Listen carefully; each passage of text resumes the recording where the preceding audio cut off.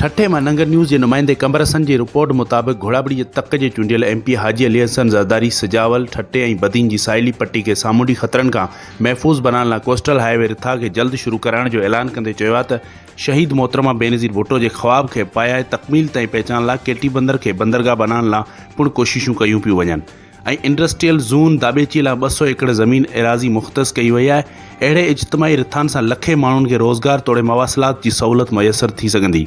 घोड़ाबड़ी के इलाइक़े पीरपठो ऐं गेलमोरी के 20 किलोमीटर रोड रस्तनि जी तामीर वारे मनसूबे की इफ्तिदाई तकरीब दौरान सहाफ़िन से ॻाल्हाईंदे हाजी अली हसन ज़रदारी चयो त मुख़्तलिफ़ असम्बली मेंबरनि खां मदद हासिल करे ठट्टे जी साहिली पट्टी घोड़ाबड़ी केटीबंदर ऐं खारोछाण जे दूर इलाइक़नि में 100 किलोमीटर ताईं जा रोड मुकमल कया आहिनि। हिन वधीक चयो त ठट्टे जी साहिली पट्टी जे उम्मीदवारनि खे GST ऐं PST जी भर्तियुनि में हार्ड एरिया में शामिल करायो वियो आहे।